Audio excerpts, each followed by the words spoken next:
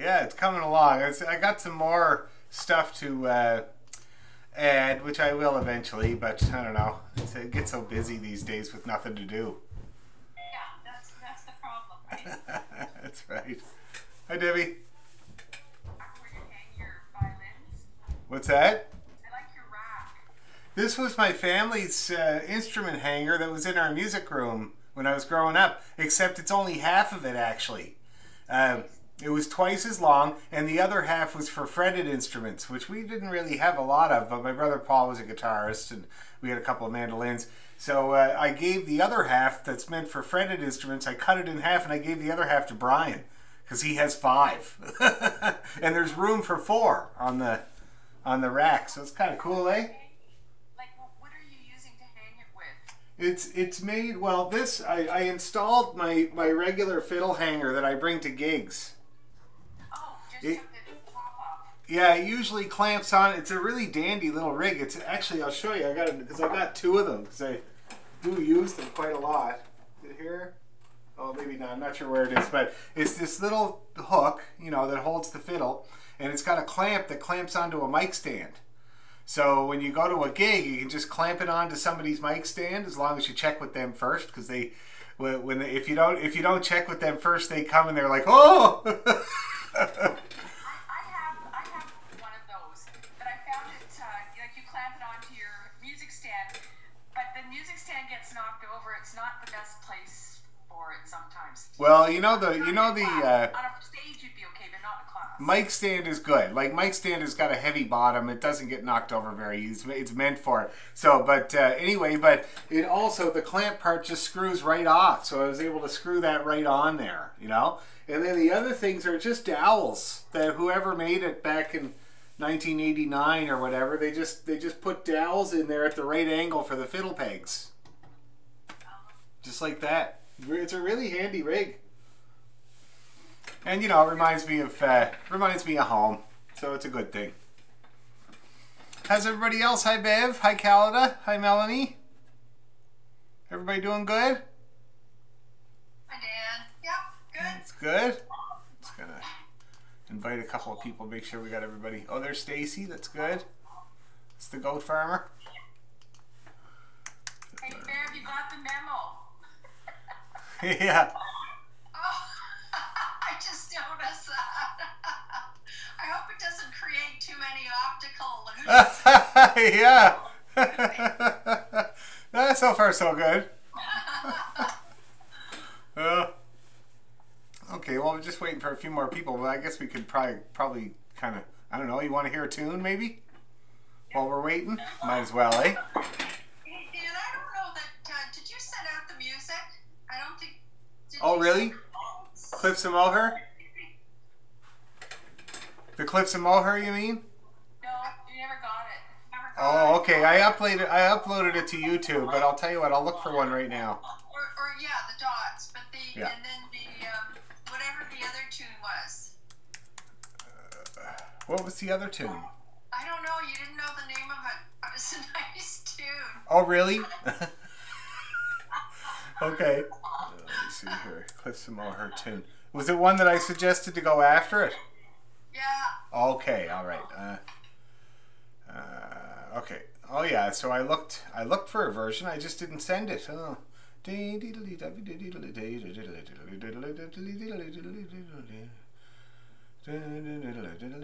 Oh no, I found the one that's almost exactly like I used to play it when I was a kid. Almost. Yeah, it's number 6. So I'm just gonna play it, make sure.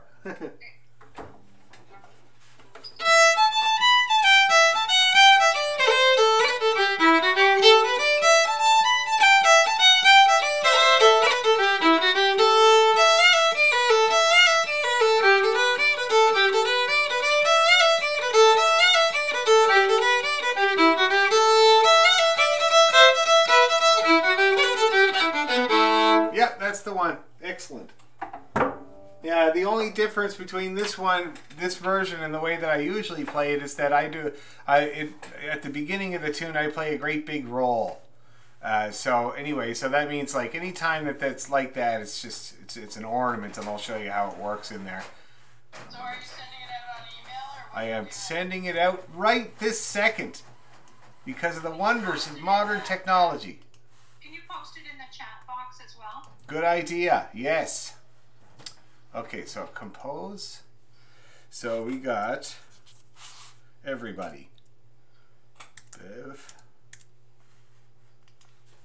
Okay. Okay. Yeah.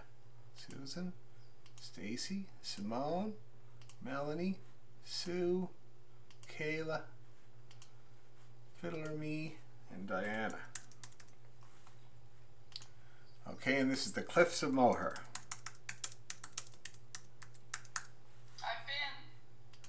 I have too, a couple of times. Yeah. And I'll tell you, if it's at all foggy, like even a tiny little bit foggy, forget it. You're not going to see a thing. And my brother Paul, him and Jerry Holland were there, and it was late at night, and it was after a session or whatever. And so they drove there, and they parked the RV. They had an RV at the time. And they parked the RV on the Cliffs of Moher in the parking lot, and Paul said, "Oh my God, like Jerry is snoring so bad I can't handle it," you know. So he got out, and it was so foggy, and he had a sleeping bag, and he went to sleep there on some grass next to the RV on the sleeping bag, and when he woke up, he was right at the edge of the Cliffs of Moher. Like there's no fences there. There's nothing at all. He was like right on the edge. But anyway, so there you go. But it is a really beautiful spot, and the music is great. Dingle is the town is closest, and there's lots of good players there, lots of good music. So, yeah, it's great.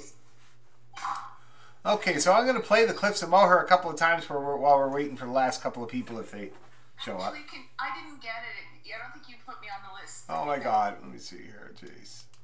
And you said there was another piece of music you're supposed to play too? I can't remember what it is. We'll get there though. Oh, I put you on the list, Deb. I'll do it again now. You didn't come. Okay, Deborah McPhee at brocku.ca. Me. Oh, I got it. Okay. Sorry. That's all right. It was just a little lazy getting back from the satellite. No big deal. Okay. Okay, so let me play that tune a few times.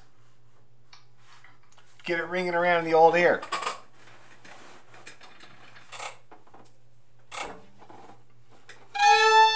Oh, I better start recording. There we go.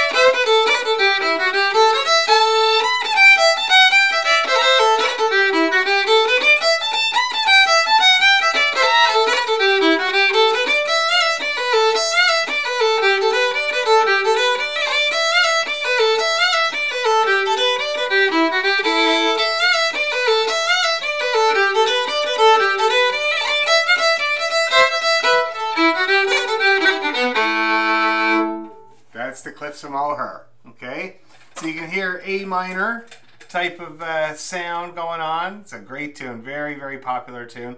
And the version that I sent you there is almost exactly like I used to play it when I was a kid, and even here in Toronto with the Irish people, except for a couple things that I'll show you, mostly ornamental.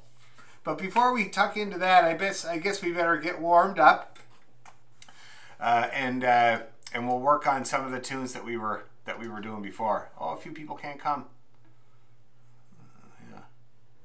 Okay. That's too bad. It does happen. Even in COVID times, people can't make it. Okay, so let me think now. Let's just think back for a second and see what we've been working on. We got the Drunken Landlady, right? That's one of the ones we were working on. And the Wise Maid. That was a set, right? Okay, so let's do... let's start with D major tonight, especially since we got the Wise Maid there, which is a real nice D major tune. So we'll do a scale and arpeggio in D major. We'll do it a couple of times. First time to tune, second time to test out and see how you do. Okay? I'm going to tune her on here just to make sure. Yeah. Okay, here we go. Ready and...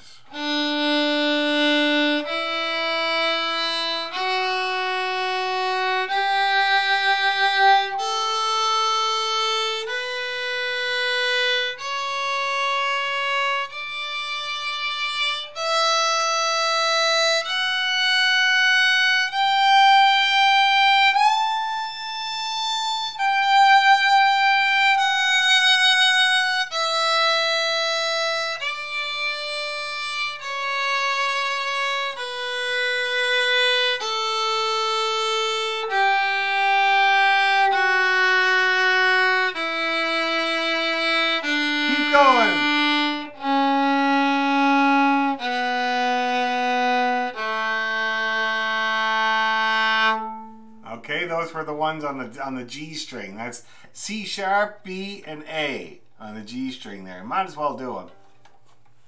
Okay, let's do that again, guys, right away. Even better this time. A 1, 2, 3, go.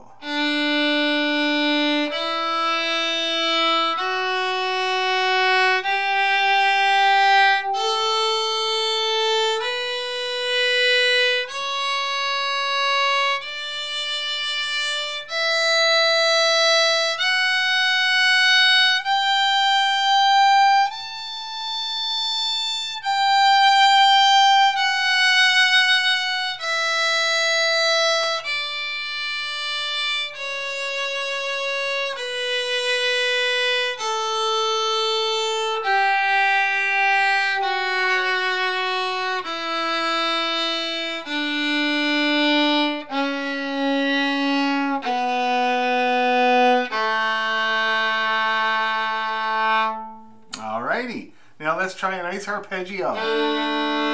We'll start on the low A and then it's D. Ready? Here we go.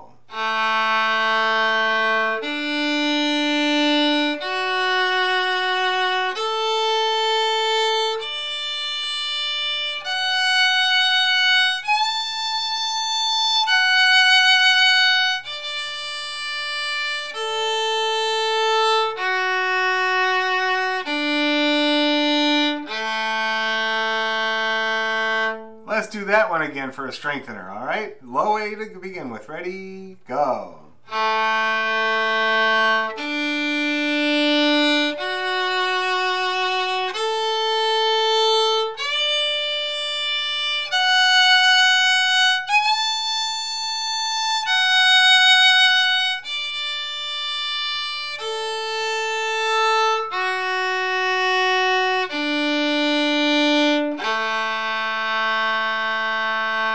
Now that looked nice. Everybody was moving their bow nicely. How are we feeling about the key of D? Is it coming in there? Getting nice? That's great. Excellent. Okay, cool. So why don't we start, we'll practice a little bit. We'll work on should we learn our Cliffs of Moher first? I think that's better. I've been having better luck teaching people first the tune and then working on old stuff. But I better play it again because we played a whole key, different key there for a little while. So I'm going to slow down a little bit. So I'll play the Cliffs of Moher slightly slower, just exactly how you're seeing it there on the paper. Except the only difference is going to be that in the second part where you see E, F, E, I play an F natural.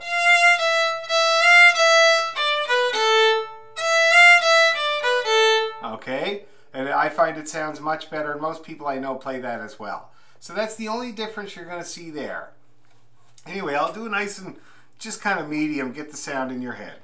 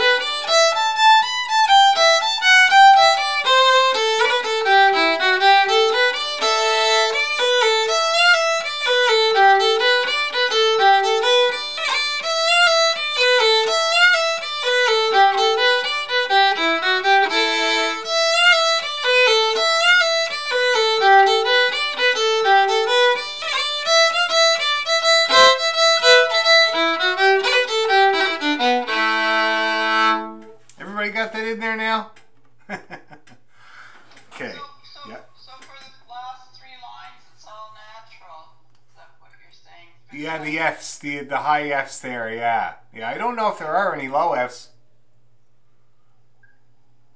No, there aren't any. There are just no low Fs in this tune. So yes, but you're right there, Melody, for sure. So when we start off, we got this lick here. It's very repetitive. I'm sure you noticed that about the A part. But we got the E, A. And then we scale down from B. And then we got the... That's a little arpeggiatic. Okay, so let's just get those first couple of bars there, guys. So that's the E to the A's. 2 of them. 3 of them, I guess. No, 2 of them. Ready, slow.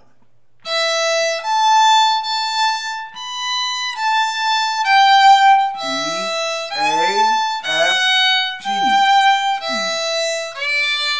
Okay, let's do that a few times, get that opening really nice and solid. Ready, 2, go.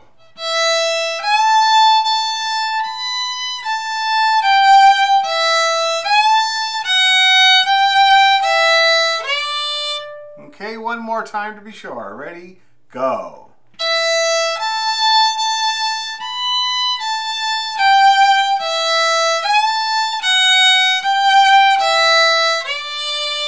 Okay, good. And I'm glad we practiced that a lot because you can see on the part how many times we have to play that lick, eh? It's quite a few times, so you might as well get good at it. And then we got this here in the middle.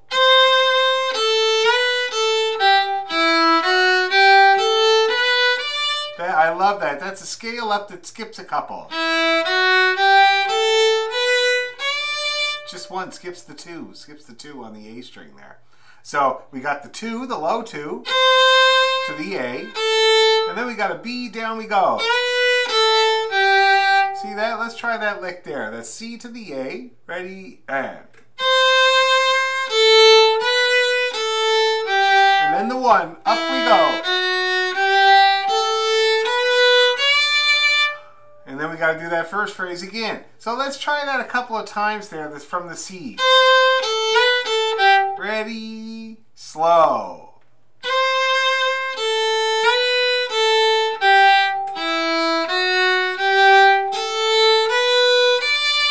One more time. Ready, C.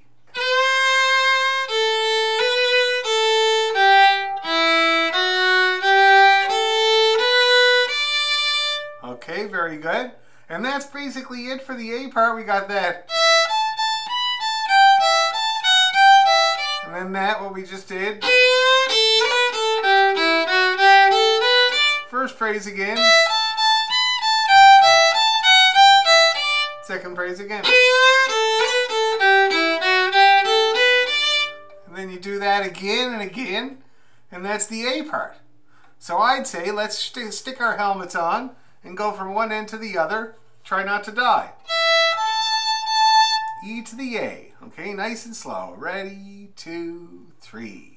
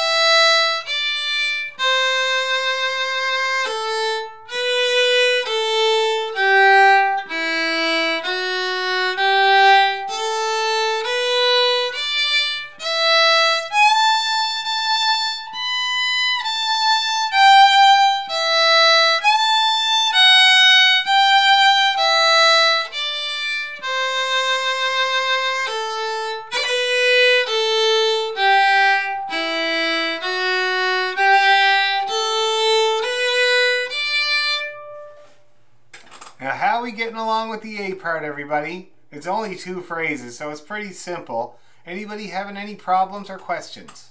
Do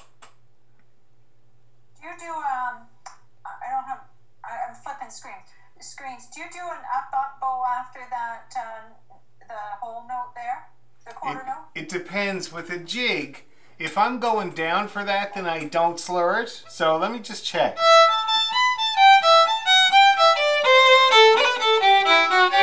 See, that time I was going down, so I didn't slur it. When I'm going up, I do slur it. So, but I think when you repeat it, you end up slurring it. So let me just check.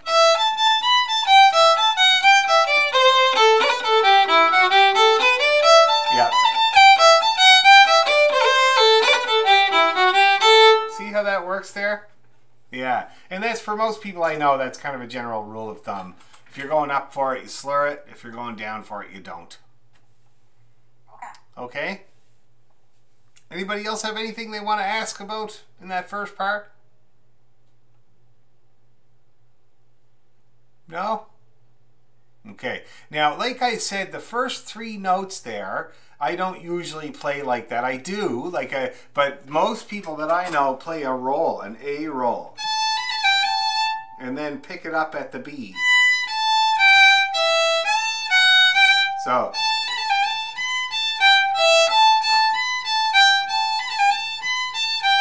see how the roll replaces those 3 notes there when you do it? Okay. Like I said, most people when they play this tune, they play a roll there. Just to let you know, if you wanted to try it. You certainly don't have to. All right? You got a question, Debbie? You look like you have a question. I was still trying to figure out the bowing. So I missed what you said about the roll at the beginning, so I was trying to catch up. Okay. Do you got the bowing? Do you understand what I'm talking about? No, but okay. Okay. I know where I have to change to go to an up bow. It's where there's 5 notes in the. It'll need an up bow somewhere. Well, Susan was talking about the figure there where there's the long C and the A afterwards. Yeah. That's what I was referring to. So if I hit that C going down, then I play the C on one bow and the A on another bow, on the up bow. But if I hit that C going up, then I play the C in an up and the A in an up. Yeah. You have to because you get backwards. It really helps. I mean, you know, jigs are forgiving, but I really still like to have that strong down bow if I have the opportunity like that. Okay. But then I missed what you said about the beginning. And okay.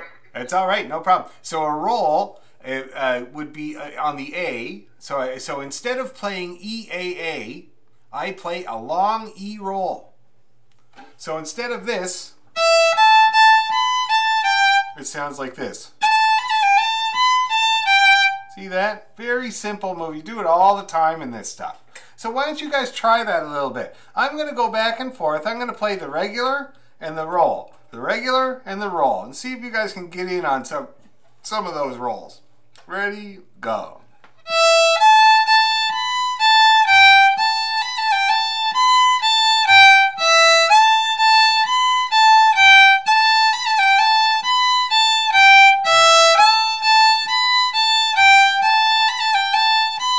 One more.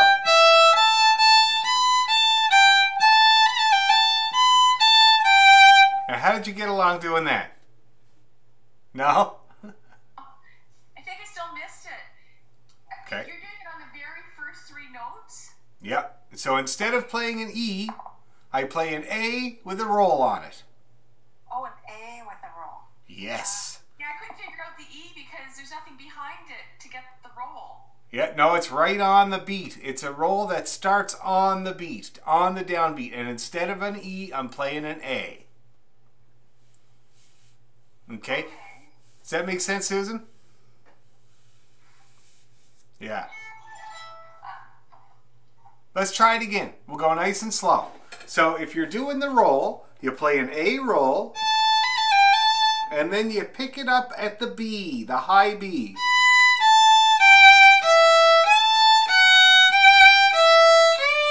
Let's do that again. Let's try it again with the roll. Ready, 2, roll. And then 4. Yeah. That's how you do it. Yes, Susan. No? You look like you had a question.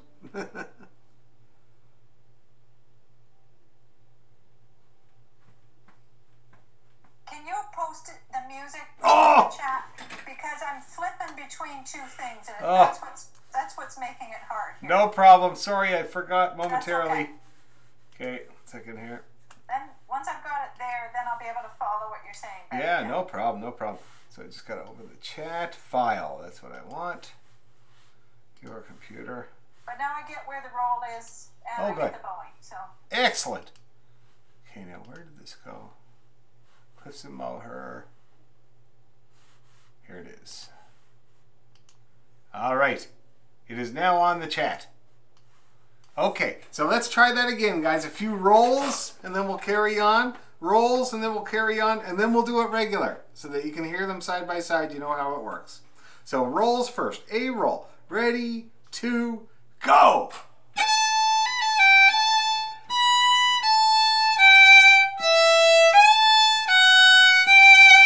Again. Ready, go!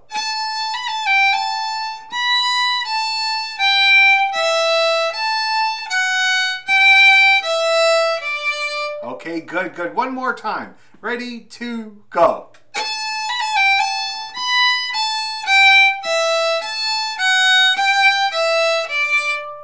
Okay, yes. Now, does anybody want to play me their roll? Because I haven't checked in a while, and I wouldn't mind hearing somebody's roll on the A. Who wants to give me their roll? Callan's going to do it. She's a very, very brave girl, this girl. She'll do anything.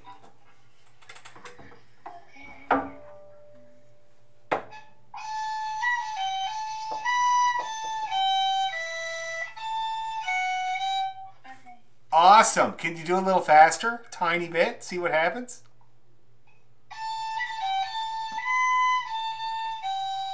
Really good. Nice roll. That's the idea for sure. Very good. Who else wants to try it for me? Yes, Stacy, let's hear your roll. Can't do it very fast. That's okay. Yep, that's good. Okay, good. Really good finger work. Now, let me tell you something. Can you hold the first note, that A? Can you hold that for a little longer before you start your flicky? Is that a down bow, that roll? Or that All a down bow. Great big down bow. Okay.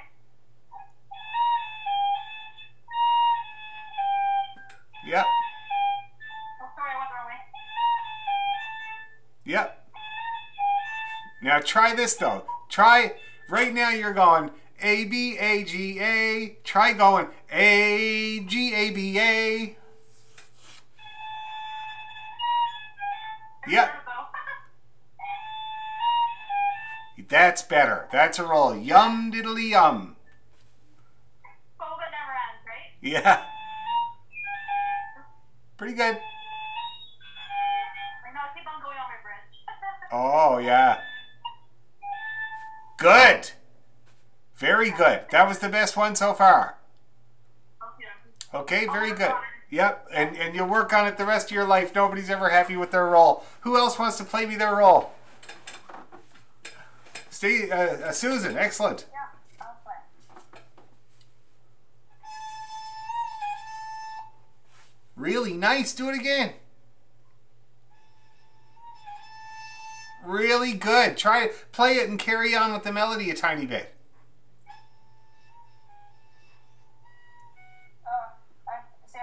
It's this computer glitch thing I got going on here. Try her again.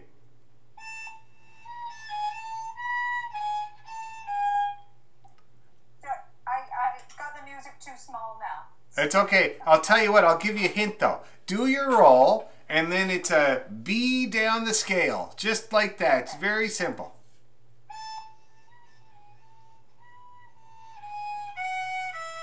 Well, yeah, except you skipped the one. I skipped, yeah. Yeah, Okay.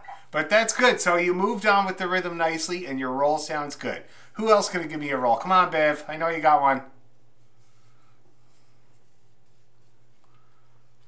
Okay. Let's see how you roll.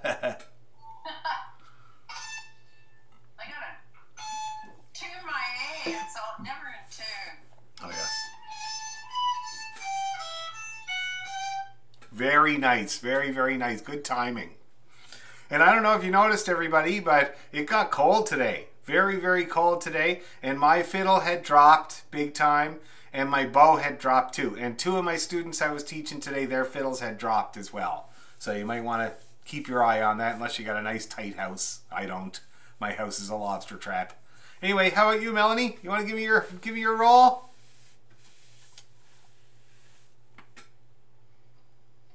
I'm not sure if I'm rolling it right, so I'll try. All right, just give it a go and I'll tell you.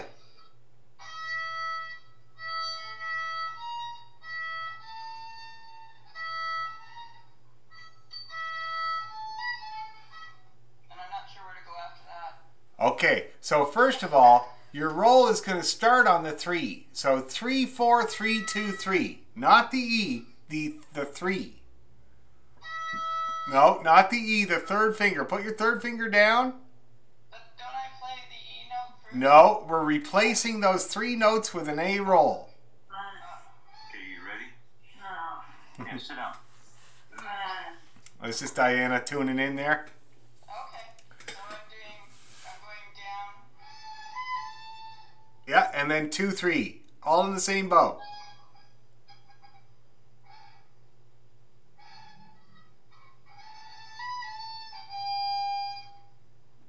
But it's all going down, eh? Yeah.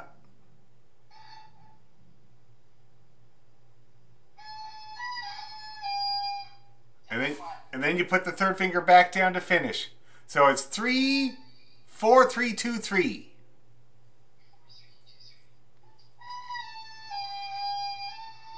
Yep, that's a roll there.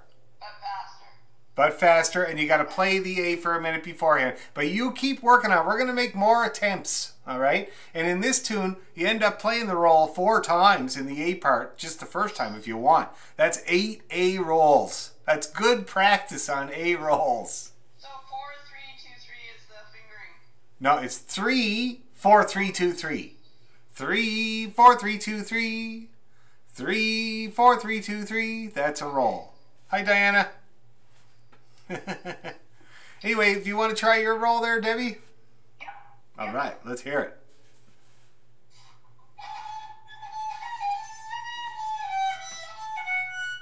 Yeah, that's good. That was good. Try lightening up on it a tiny bit and move your bow a bit more. Wait. That's it. Yes, that's it. That was good. That's the idea. You know, it seems like the rhythm kind of unlocked it for you there, that the playing the melody note for a minute, and that's the way it worked with me too. That's what finally unlocked the roll for me too. Yeah, that was much better. It was really good. Okay, guys, let's drill this a little bit. So let's do the whole A part, and you can do the rolls, or you can not do the rolls, or you can do half the rolls, or you can do one of the rolls, whatever you want, okay? And I will play the A part about 200 times. Yes, Deborah? Diana may not know that the music is there. Oh, so I posted it on the chat, and I sent it to her earlier. But we got music for the Cliffs of Moher there, Diana. Okay, good. Thank you. Thanks for pointing it out. Okay, guys. A part of Cliffs of Moher. I'm going to go slow, and I'm going to put in the rolls. Ready to go.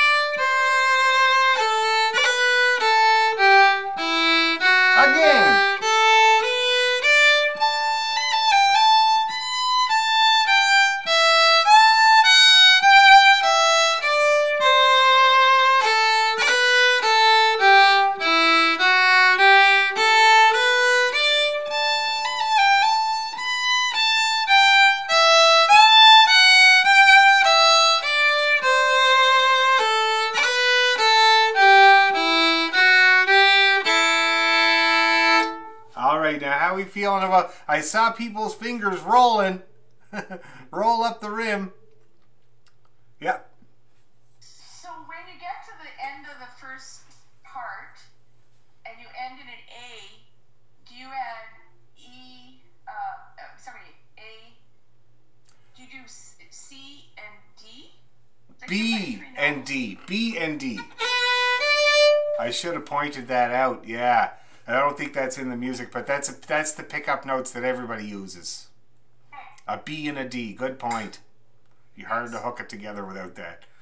Any other problems? I saw people rolling. It would look great. It's excellent.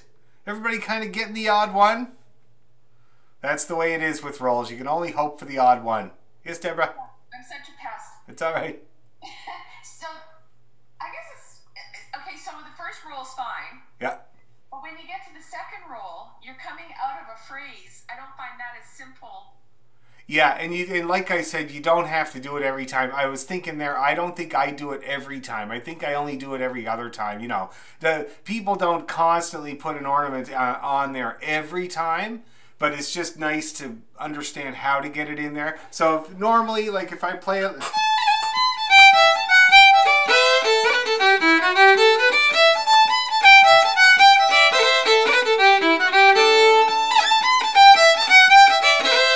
See what I mean there? So it's nice that way. It gives you a bit of variety. And that's the whole idea with ornaments. Like, if we did ornaments all the time, every time, then we wouldn't have ornaments. That's what my dad's sister, who was a nun, used to say. If Christmas is every day, we wouldn't have Christmas now, would we, dearie?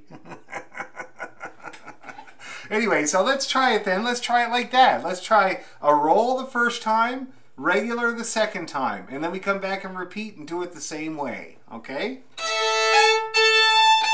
Here we go. 1, 2, 3.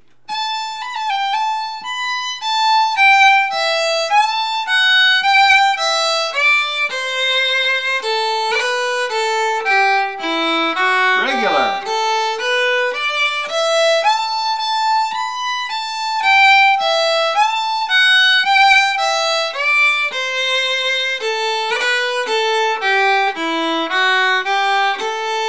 Roll.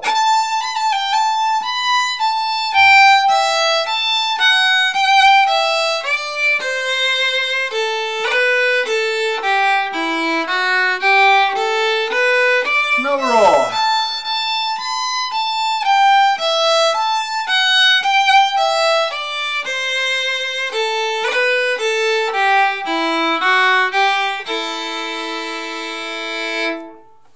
All right, how are we feeling about that, guys? Did that work okay?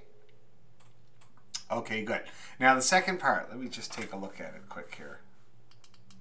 Oh yeah. Oh, that's nice, you know, the posting it on the chat. That's a really good way to look at it because it's nice size.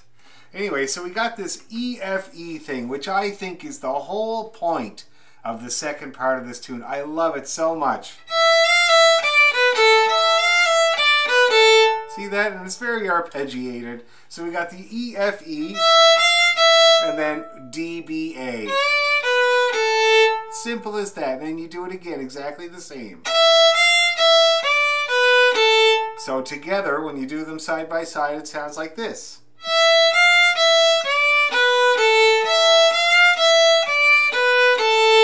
Just like that. Let's do that a few times. The opening of the second part. Ready to go.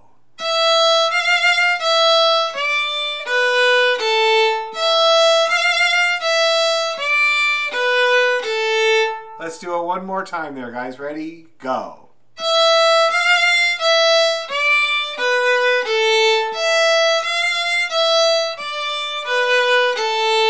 Okay, and then we got this little bit here.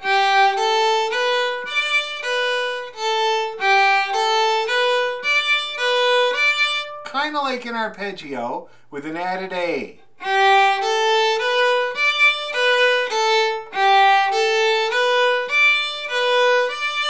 Let's try that together, okay? So we start on the D3, the G there, and we scale up, ready, and D, G, D, B, D. try that a couple of times because it can get squirrely when the notes are flying. Ready, go.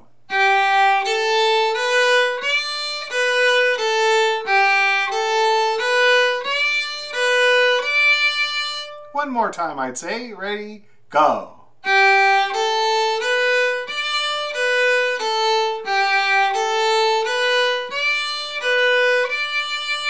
Okay, good. And then we do that first bit again. And we got this ending, which is very similar to the second phrase, but it kind of does this little E up the scale thing.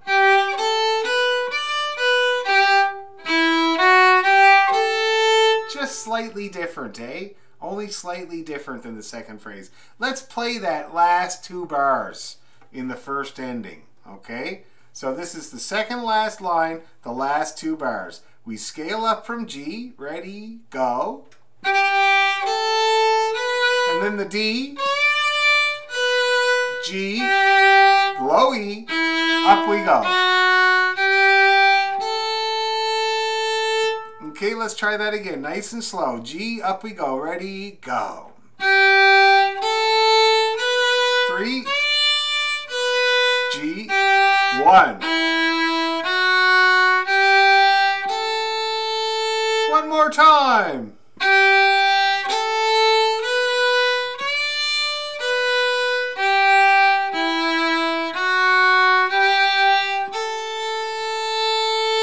Okay, and that is all of the parts of the first time through the B part. Now all we have left is this ending, which is epic. It's a 4-bar second ending. Very long. Now, and it's really cool. I find it's kind of the coolest part of the tune. Love that.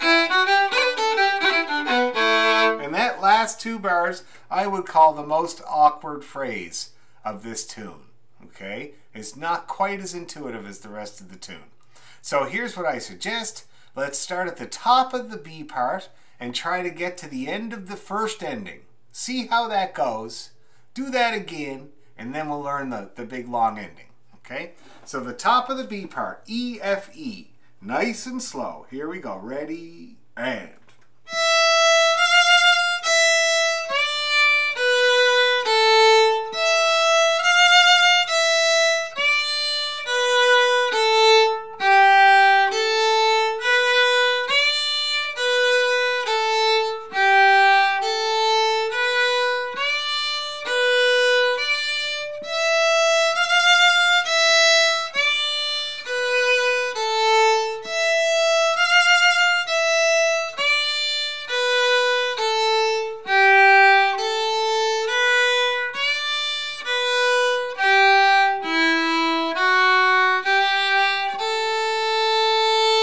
Okay, how did everybody do there? Anybody have any problems with that B part? Gotta move this so I can see everybody. All right. Anybody having any problems with that B part? Anything at all? I love problems. They're great. Okay, cool. Well, let's drill it once more and then we'll get the ending. Where'd my music go? Here it is. Okay, here we go. B part. Ready to go.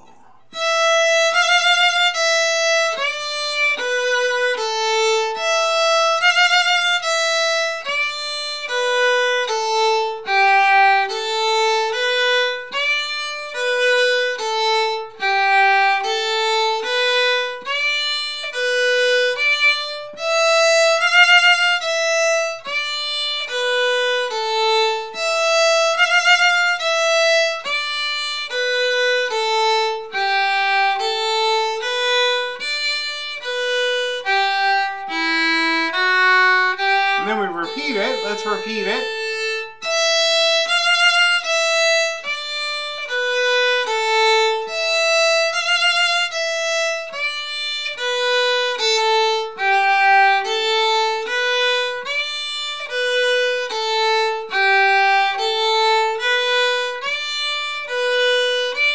And now let's get this ending, okay?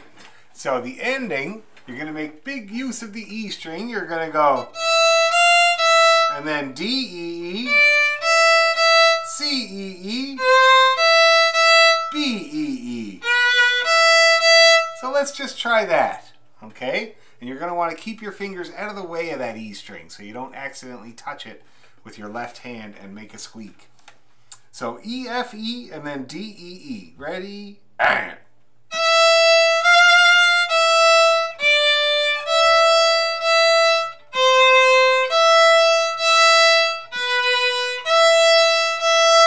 How'd that go, everybody? Pretty good? Now, I did see a little bit of the funky chicken there with some people, you know, but watch me do it just for a reference, you know.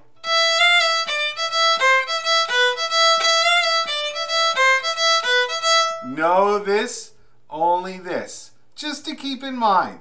Because when you get going fast, very hard to do this. Very, very hard. Okay? Let's do it again one more time with that in mind. Ready, 2, and.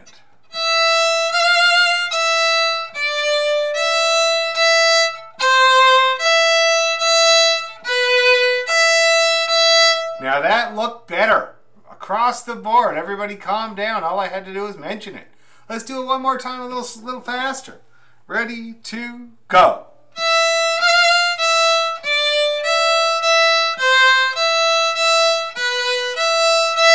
Okay, good. Now the last 2 bars, it's kind of tricky. Scale up from E. Scale down from B. And then down from E. Skip right down to B. And the great big A to finish with for a nice A minor tune. See that? This is a good tune to use as a finisher. You know how I've taught you guys some tunes that does not work as a finisher? Leaves you hanging? This is not one of them. This gives you a nice big A to end off the whole tune with. Okay? So let's try that last part of the second ending again. Scale up from E, down from B, down from E, but you skip. Okay, ready? E.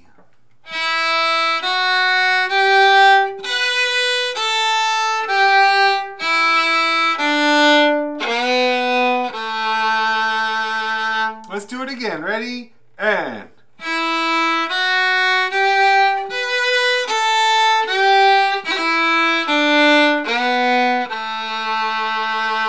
One more time, but faster. Ready, 2, and.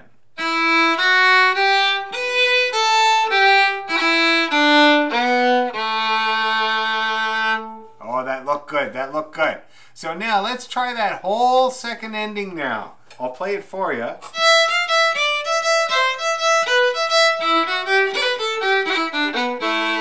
That's what it sounds like. Okay? Let's do it slow. E, F, E. Ready, 2, 3.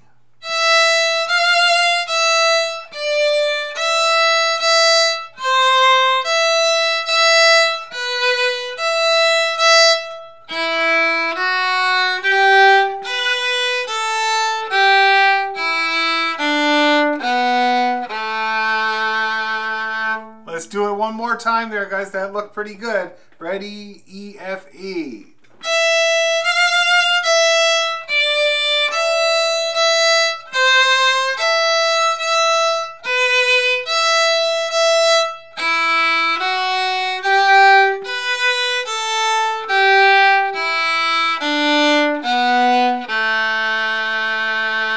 Last time, I swear. A little faster. Ready, 2, go.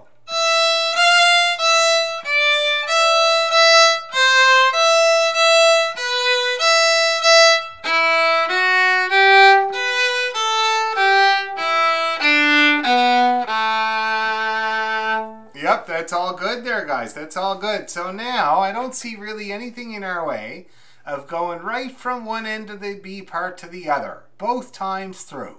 Okay? Any questions before we try to do that? Anything at all? Before we get off the landing craft and run up the beach? No? Okay, let's do it. B part, right from one end to the other. Ready, 2, 3.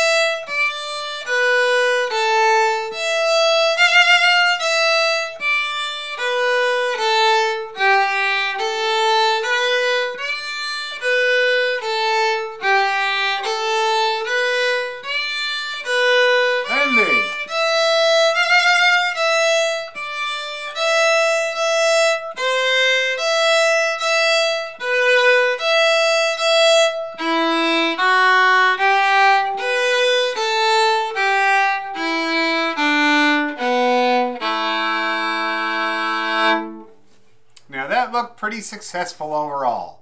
How did everybody feel? Everybody have decent success rate there? That's great. Excellent, excellent. Shall we try a little quicker? Just a little bit quicker. Makes more sense to the ear. Okay? We'll go a bit quicker. Second part. Okay. Ready, and...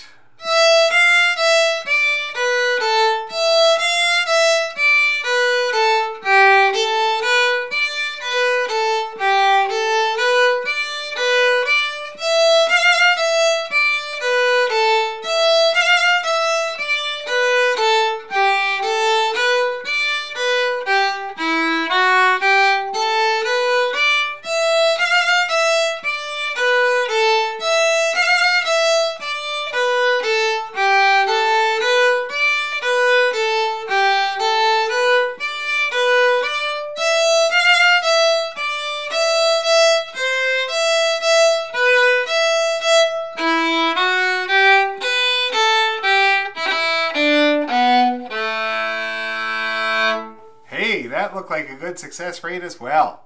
How's everybody feeling? Yeah? Any questions at all about any of that? No? Nice dog, Deb. It reminds me of my brother Marty, who's staying at my sister Annie's house in Oakville, taking care of her wiener dog. She has a wiener dog. It's a ridiculous little freak of nature. And he's like, yeah, it's a nice little dog. It cuddles a lot with my wife, but he poops everywhere, like all over the place. It's the weirdest thing. Like, he puts him out, and he does it, but then he does it inside as well. It's the weirdest thing. And so, thankfully, my new cat Tibbs, has stopped doing that every morning. He was doing it every morning next to his litter box every morning, no matter what. No matter what I did, I clean the cat litter every day. I got new litter boxes. I got the one that you flip over like that to clean it. And so, but anyway, we just started letting him out. And that apparently was the issue, because ever since we started letting him out, he doesn't do it anymore. So that's really good. And he's enjoying himself a lot. Except that my neighbor Sam, who is a grumpy old man, and he's somebody that my dad would say, that fellow would tell the little drummer boy to shut up.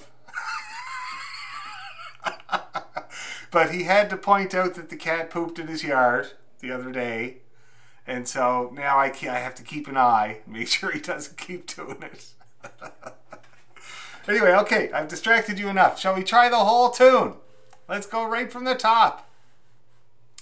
And I'm going to play it the same way as I did before. Roll the first time around, regular the second time around, both times. Okay? And you guys can attempt it or not. It's totally up to you. But here we go. Brace yourself for a good few times. Okay, here we go. Ready, 2, 3.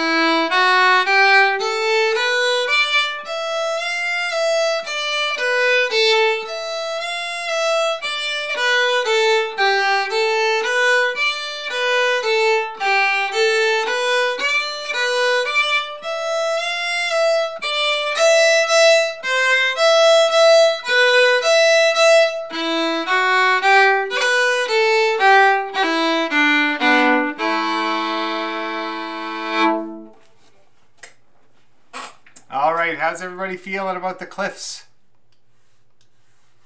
Any major problems or questions or queries or comments or complaints?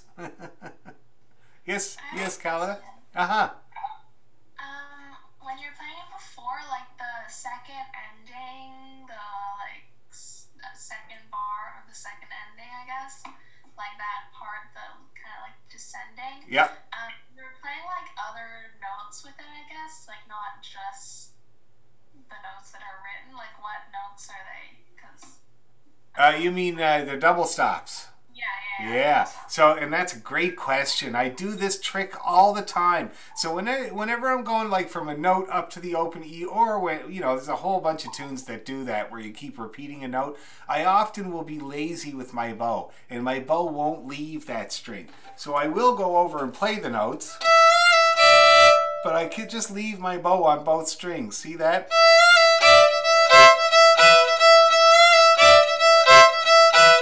So it's just all open E along with that. See that? Classic A minor double stop. See that? A and E together. You can do it through the whole tune.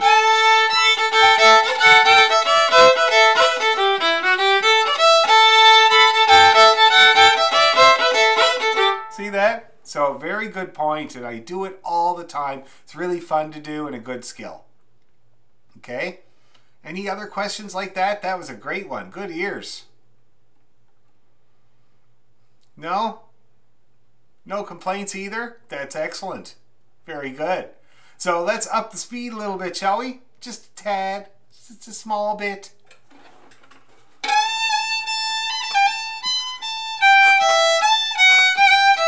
Let's try it in around there, see what happens, okay? 1, 2, 3.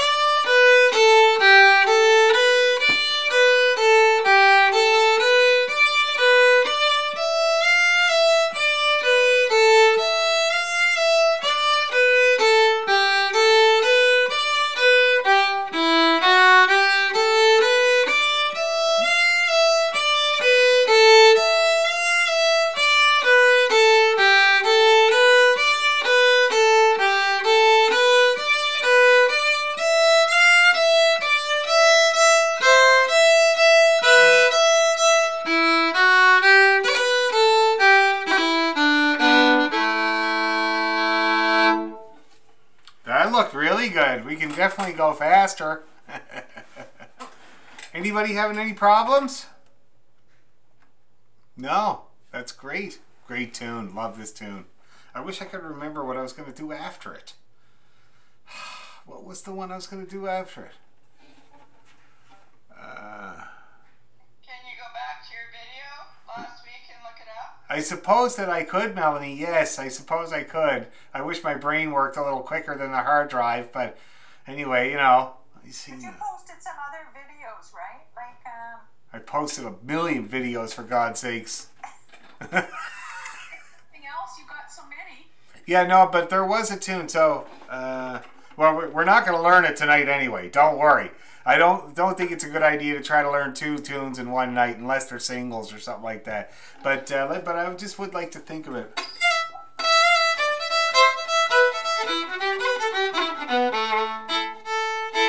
Oh no, I'm gonna have to go back and look it up. But it was probably, huh? I'll go on YouTube on my phone and see if I can find it. Oh, okay, sure. Thank you, Bev. Thank you. Anyway, so anybody else having any problems with the Cliffs of Moher? Anything at all that bothers you? Any reason we can't go a little faster? Let's try it. What's the worst that could possibly happen, right? You're in the comfort of your own home and you're muted.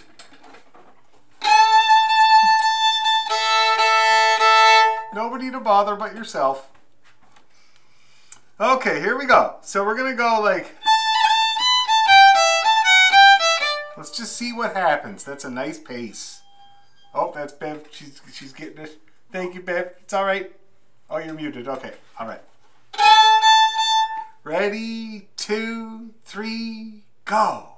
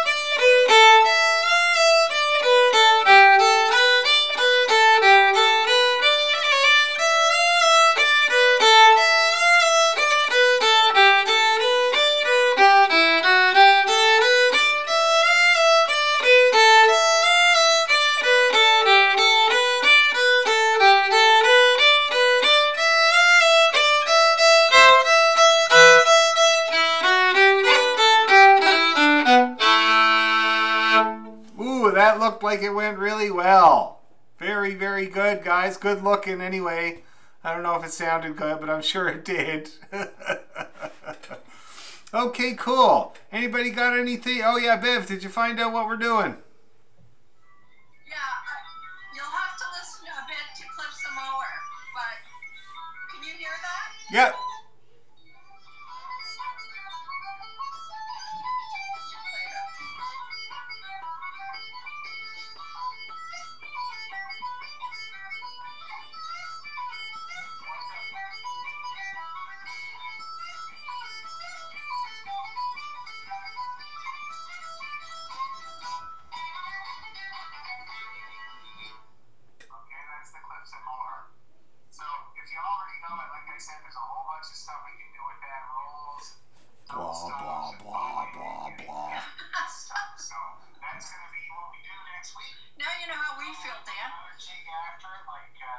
This one. Oh, this one here.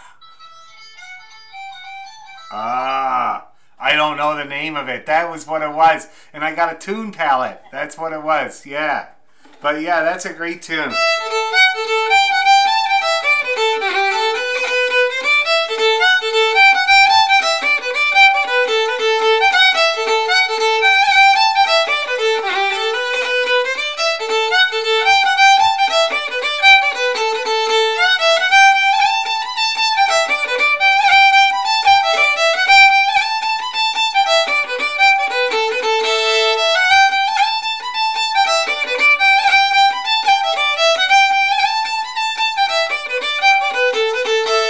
Okay, yeah, I'll get it.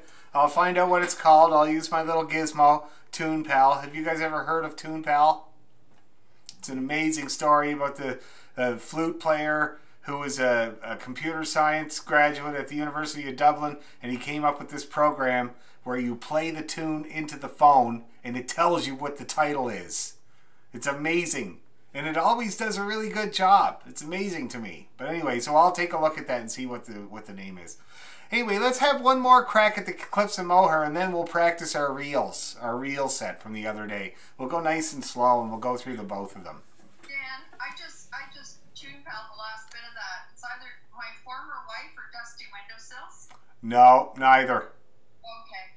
Yeah, and sometimes you got to go slow with Tune Pal. Like, it's really picky. Here, why don't we try one more trial there, Bev? You hold up your Tune Pal. My little girl's got my phone listening to podcasts, so... So, you ready?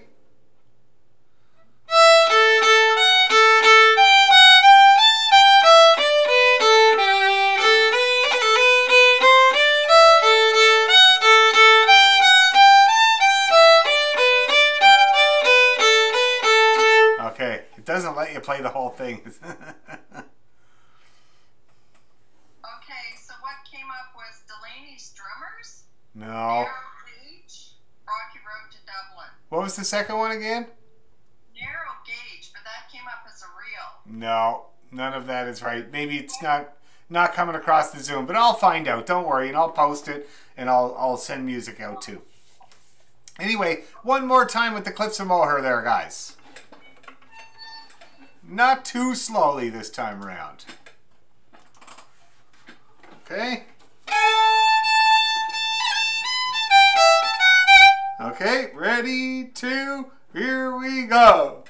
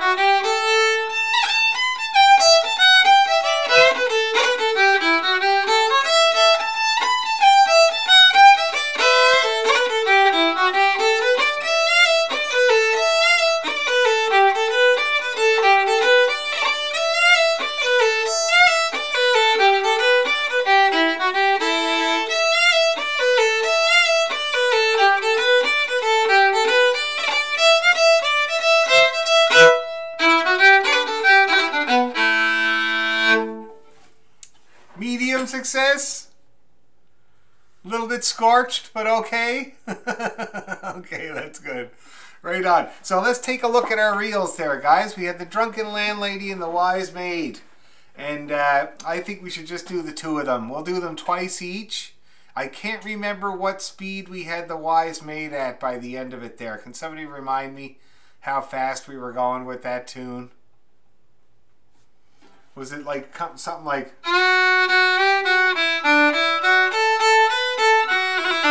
Was it kind of like that fast? Yeah? Approximately? Kalina's kind of like, yep, And you just played it too. So okay, so we'll go with that. So we'll play it about that speed. That means the drunken landlady is going to be this speed.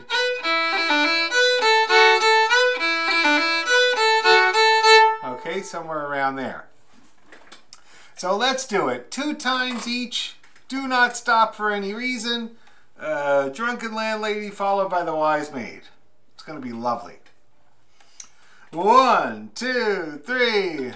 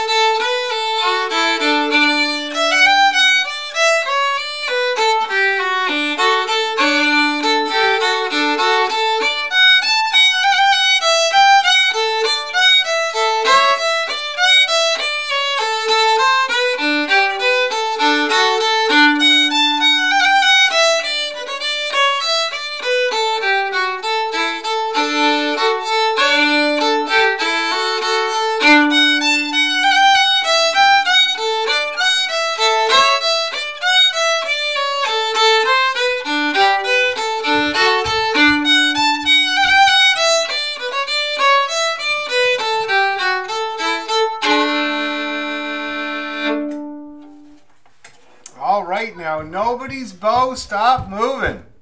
I like that. That's a good sign. How did you guys feel about all those eighth notes? My God, that's a river of eighth notes there.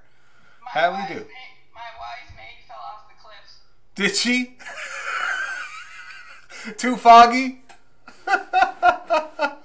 Any parts in particular, Melanie, or is it just nothing a few hundred times won't solve? It's just the pace. I can play at a slower pace, so yeah. Okay, and so that was a little bit too fast? For me, but yeah, I'll get up to it eventually. But the first tune was okay? Yeah. Oh, that's good. See, so you're making progress, you know? And the second tune, I think that probably the hardest thing about it that you're encountering is how notey it is. So many notes, you know? So just keep at whatever pace where it works, keep at that, okay? And we'll try it again fast next time. I'll keep scaling those cliffs, yeah. Yes. slowly, rappel slowly. Anyway, anyone else find that too fast? Just a bit too fast, or was it okay? It was okay. Okay, that's very good. Stacy, how about you?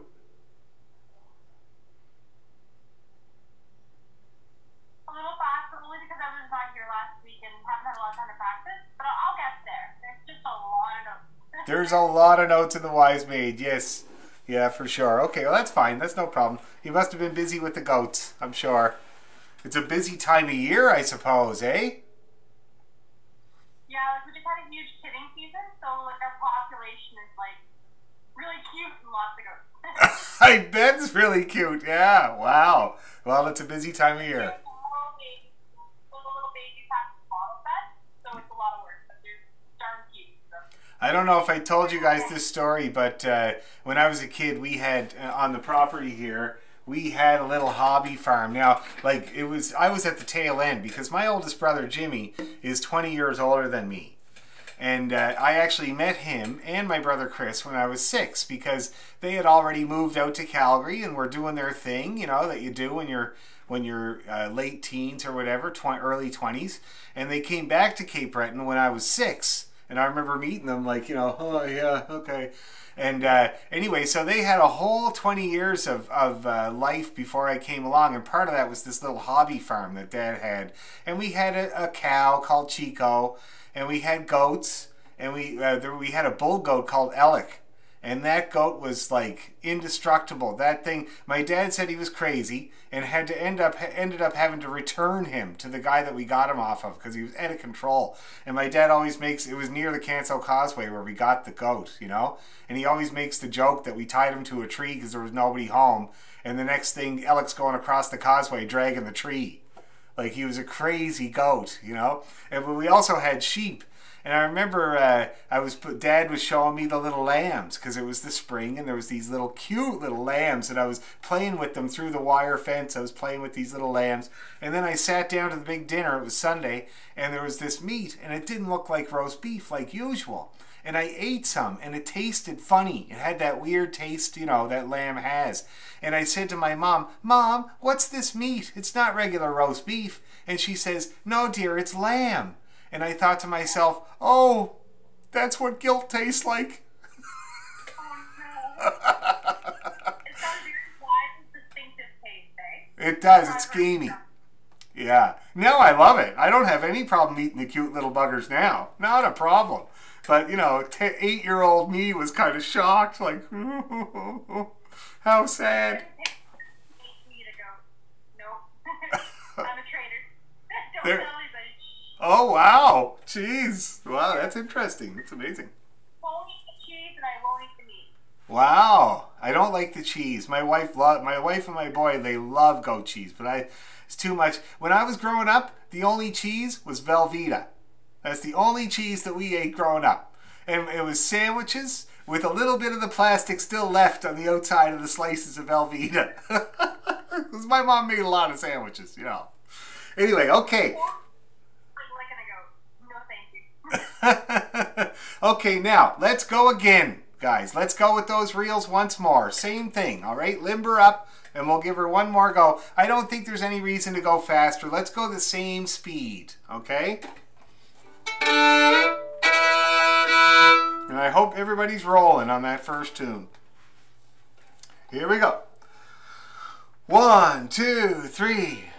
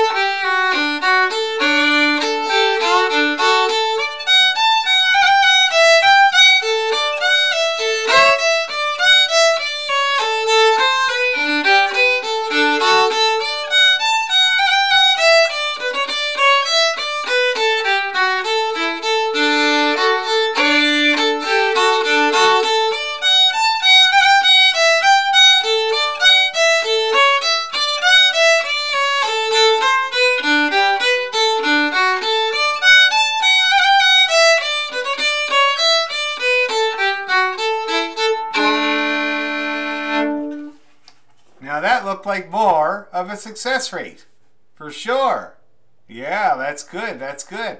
So that's those two tunes. Now I don't know what click that is, and I don't have my metronome with me, but I'm going to say, I'm thinking 70, something like that. So think about that as being your reference point, and of course we'd like to get it up faster than that. So that's just kind of your goal, your aspiration, is to get a little bit faster than about 70 on these tunes, and we can try that next week and see if anything goes wrong. Is there any questions or problems or anything at all about those reels? Anything? I'm open to it.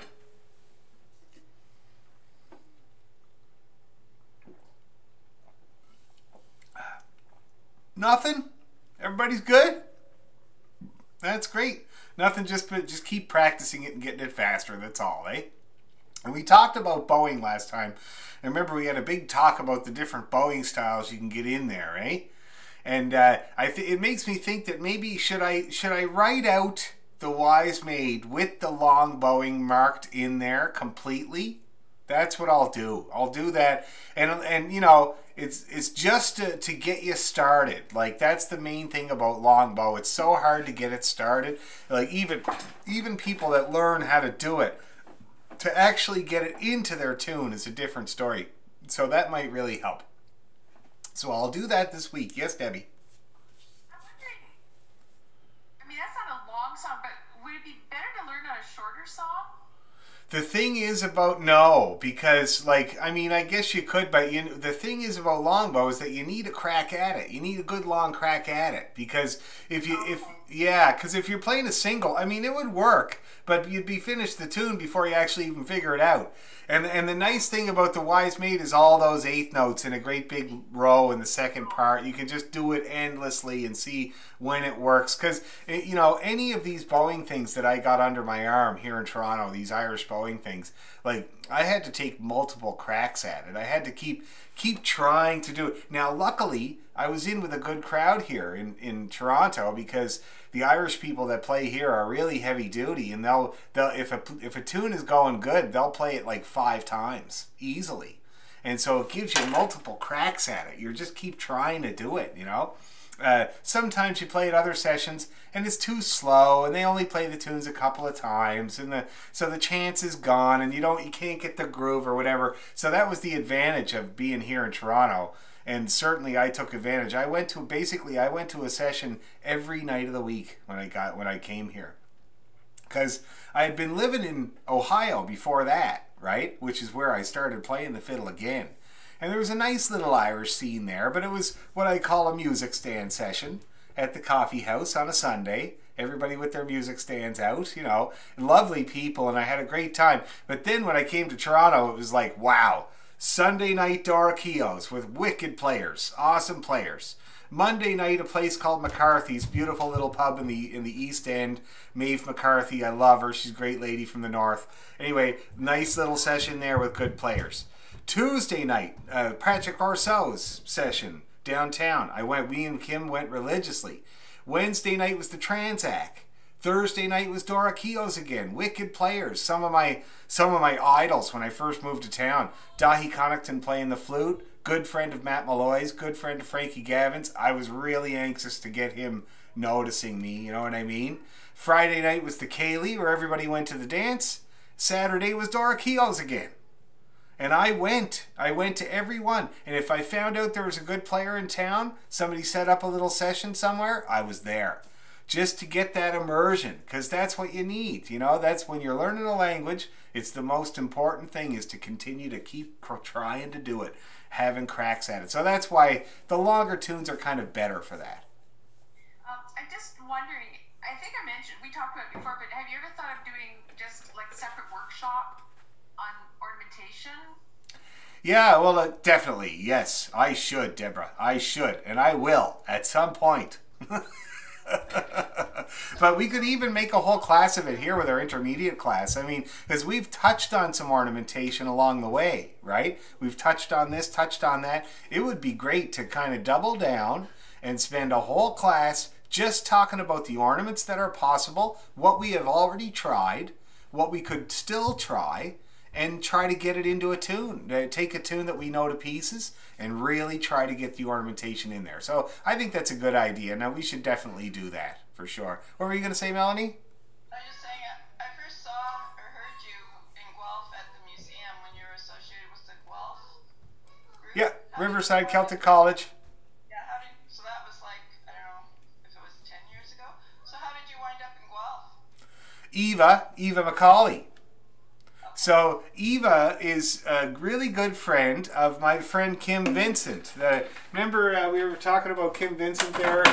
Actually, you had mentioned him there, Debbie, because you heard him on the Atlantic Fiddle CD. So this is a picture of me and Kim playing at the St. Lawrence Market around, I don't know when that would have been, like 2007 or something like that. And it's funny, we look so destitute. And I was at the time. I was very, and so was Kim. But Kim just had this look about him, unfortunately, that like even when he was dressed up, he looked destitute. And like one time we had a wedding to play later in the day when we were busking at the market, and we both had a jacket and a tie. Well, I never wear a tie, but nice shirt and a tie and a jacket and everything. And so did he. He had a really nice tweed jacket on, and he did have a tie. And we were sitting there playing away, and the Daily Bread Food Bank people came to pick up the day-old bread, and they were leaving the market, and the guy last in line gives his hamper of bread to Kim.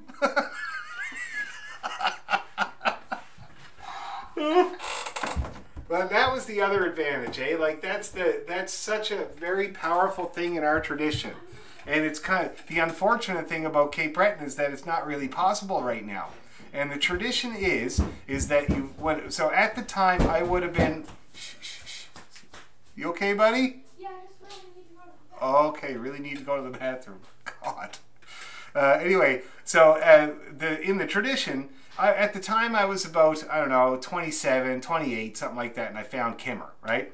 And so you're about that age, and you find somebody that's about 20 years older than you that's really good, and you glob onto that fella or woman, whoever it is, and you follow them everywhere, and you play with them, and you talk to them, and you hang out with them, and you drive them home from the session, and all that kind of stuff until hopefully they start liking what you do, you know?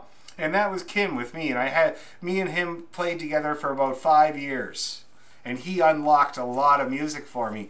Unfortunately, in Cape Breton, in the 2000s, all those people died. Jerry Holland, Dougie McDonald, Buddy McMaster died not long ago, but still he was gone. Buddy McDonald died. John Morris Rankin, the whole middle-aged range of fiddle players in Cape Breton died right about that time. So all those young people there, Rachel Davis and Chrissy Crowley and Colin Grant and all those people, they're coming up through without that ability to glob onto somebody that might not think you're the greatest quite yet. So it's a real shame. And they're wicked players, but I do hope that comes around again on the island, because it is a really important part of the process. But that's your role now. Oh God, are you serious? I'm only 45. Come on. Are you kidding The me? thing is you're getting so well known. Is that right? Well, Thank you. yes. You're popular, so it's just that it's up to people like yourself and the Beatons and. Yeah, there are still a few, thank God. Like there's Howie, and he's very active. He's doing lots of playing these days. He's a wicked player. Howie can play in any key, and he's got this crazy ability to play just like somebody. And Ashley McIsaac also has that same ability. They can sound just like somebody else. And one night I was sitting there, and him and Howie were sitting there, and Howie played like Ashley, and Ashley played like Howie. I read that Ashley plays the fiddle right. He's left-handed, but he plays from the right side. Like he doesn't change the strings around. That's right. He's a lefty, and he plays a right-handed fiddle.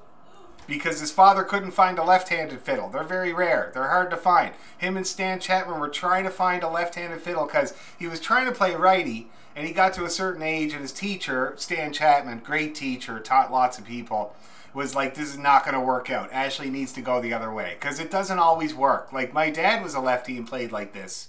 But it doesn't always work. Sometimes it just doesn't. And that was Ashley's case. And so they were trying to find a left-handed fiddle, And by the time they finished finding the left-handed fiddle, Ashley had taken the right-handed fiddle, put it on that side, and played anyway.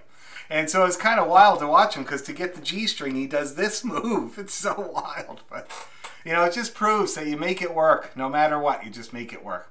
Anyway, before we go, let's do our jig one more time. Cliffs of Moher, okay? Or 2 more times. Here we go.